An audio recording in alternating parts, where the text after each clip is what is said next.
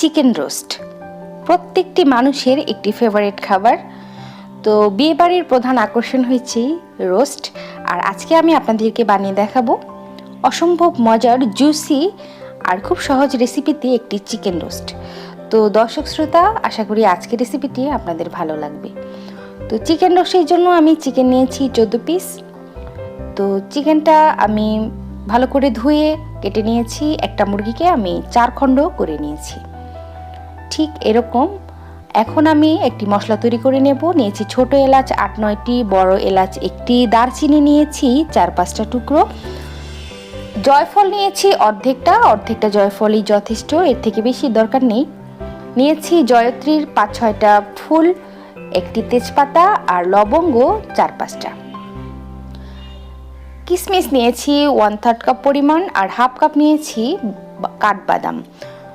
তো এই দুইটা উপকরণই আজকে চিকেন রোস্টটাকে সব থেকে বেশি মজার করে তুলবে। তো চিকেনের মধ্যে আমি এখন লবণ অ্যাড করছি 1/2 চা চামচ পরিমাণ, আর হলুদ গুঁড়ো দিয়ে দিচ্ছি 4 চামচের 3 ভাগের 1 ভাগ পরিমাণ। খুব অল্প পরিমাণে হলুদ দিচ্ছি, কারণ এতে কালারটা দেখতে খুব সুন্দর লাগে। খুব ভালো করে কচলে মেখে এটাকে আমি 20 মিনিটের জন্য রেস্টে রেখে দেবো। আপনারা চাইলে নাও রাখতে পারেন। এইদিকে আমি কিশমিশটাকে ভালো করে বেটে নিয়েছি, আর কাঠবাদামটাকে খুব ভালো করে শিলপাটাতে মিহি করে বেটে নিয়েছি, আর জয়ফল জয়ত্রীটাকে। আর বাকি যে মশলাগুলো ছিল, দারচিনি, এলাচ, তেজপাতা, ওগুলোকে আমি ব্লেন্ডার মেশিনে গুঁড়ো করে নিয়েছি। তো রান্নায় চলে গেলাম। বড় একটা হাঁড়ি নিলাম। হাঁড়িতে আমি দিয়ে দিচ্ছি 2 কাপ পরিমাণ সয়াবিন তেল আর 2 কাপ পরিমাণ পেঁয়াজ কুচি। পেঁয়াজ কুচিটাকে দিয়ে একটু ভালো করে নেড়ে চেড়ে নিচ্ছি। এখন অ্যাড করছি তেজপাতা 2টা, দারচিনি, এলাচটা একটু ফাটিয়ে দিয়েছি সুঘ্রাণটা বেরিয়ে আসার জন্য। আর এখন অ্যাড করছি রসুন বাটা 1 টেবিল চামচ, আর আদা বাটা দিচ্ছি 1.5 টেবিল চামচ পরিমাণ। তো মশলাটাকেও খুব ভালো করে একটু নেড়ে চেড়ে মিশিয়ে নিচ্ছি। তো এখন আমি দিয়ে দেব গুঁড়ো করে রাখা সেই গরম মশলাগুলো। তো গরম মশলা দিয়েও একটু নেড়ে নিচ্ছি। আদা রসুন একটু পানি ভাব আছে, সেজন্য এখন পর্যন্ত লেগে যায়নি। তো এখন অ্যাড করব আমি জয়ফল জয়ত্রী বাটা। তো এই পর্যায়ে আমি অ্যাড করছি 1 কাপ পরিমাণ পানি, কারণ মশলাটা একটু লেগে যাচ্ছে। চুলার আঁচটা আমি মাঝারি রেখেছি, চুলার আঁচ অতিরিক্ত বাড়িয়ে নিইনি। তো এখন দিয়ে দেব বেটে রাখা সেই কাঠবাদাম, আর দিয়ে দেব সেই কিশমিশ বাটা। এই দুটা উপকরণই রোস্টার স্বাদ অনেক গুণ বাড়িয়ে দেয়।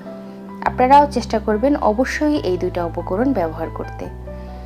তো মশলাটাকে একটু কষিয়ে নিচ্ছি। এখন দিয়ে দিচ্ছি কাঁচামরিচ 10-12টা,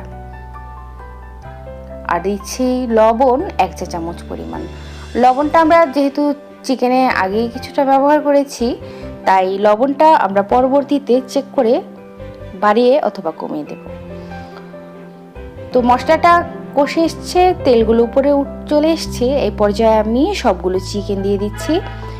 এই রোস্টার জুসি হওয়ার একটা কারণ হচ্ছে আমি চিকেনগুলো কিন্তু ভেজে নিইনি, কাঁচা অবস্থাতে এগুলোকে কষিয়ে, খুব ভালো করে কষিয়ে তারপর আমি রোস্টটাকে তৈরি করব। আর এই কারণেই রোস্টটা খুব জুসি হয়। তো ঢেকে দিচ্ছি কিছুক্ষণের জন্য। কিছুক্ষণ পর ঢাকনাটা খুলে আবার একটু নেড়ে চেড়ে দিচ্ছি, কেননা নিচটা লেগে যেতে পারে, এই জন্য। এখন আমি দিয়ে দিচ্ছি গুঁড়ো দুধ 3 টেবিল চামচ পরিমাণ।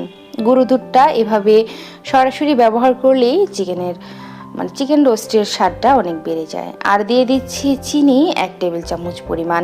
আপনারা চাইলে কিন্তু দুধটাকে গলিয়ে দিতে পারেন, অথবা গরুর দুধও ব্যবহার করতে পারেন। গরুর দুধ ব্যবহার করলে সেক্ষেত্রে আপনারা 2 কাপ পরিমাণ দুধ ব্যবহার করবেন। তো নেড়েচেড়ে মিশিয়ে নিলাম, আবার ঢেকে দেব কিছুক্ষণের জন্য। এবার চুলার আঁচটা একদম কমিয়ে দিয়েছি। তো 10 মিনিটের মতো একটু জাল করে নিয়েছি চুলা কমিয়ে। এখন দিয়ে দেব 2 টুকরো লেবুর রস। লেবুটা পাকা, তেল রসটার পরিমাণ বেশ ভালো। যদি আপনাদের লেবুতে রস কম হয়, সেক্ষেত্রে 4 টুকরো ব্যবহার করবেন, বা 1.5 টেবিল চামচ লেবুর রস। তো লেবুর রসটা দিয়ে খুব ভালো করে নাড়িয়ে নিচ্ছি আমি, উল্টে পাল্টে নেড়ে দিচ্ছি। ভয় পাওয়ার কিছু নেই, চিকেনটা কিন্তু ভেঙে যাবে না অথবা খুলে যাবে না। এখন অ্যাড করে দিচ্ছি 1 কাপ পরিমাণ পানি। চিকেনটা যাতে ভালো করে বয়েল হয়, আর ঝোল ছাড়া চিকেন রোস্ট আমার ভালো লাগে না, হালকা একটু ঝোল থাকলে চিকেন রোস্টটা খেতে বেশ ভালো লাগে। তো লবণের পরিমাণটা কম হয়েছিল, তাই আমি আরও কিছুটা লবণ অ্যাড করে দিচ্ছি। তা আপনারাও অবশ্যই লবণটা একটু চেক করে তারপর দিবেন। তো 15 মিনিট মিডিয়াম হাই হিটে আমি জাল করেছি, আমার চিকেন রোস্টটা কমপ্লিটলি রেডি। তো দেখতে পেলেন দর্শক শ্রোতা, কত সহজে অল্প উপকরণে ঝামেলা ছাড়াই বানিয়ে ফেললাম মজাদার জুসি চিকেন রোস্ট।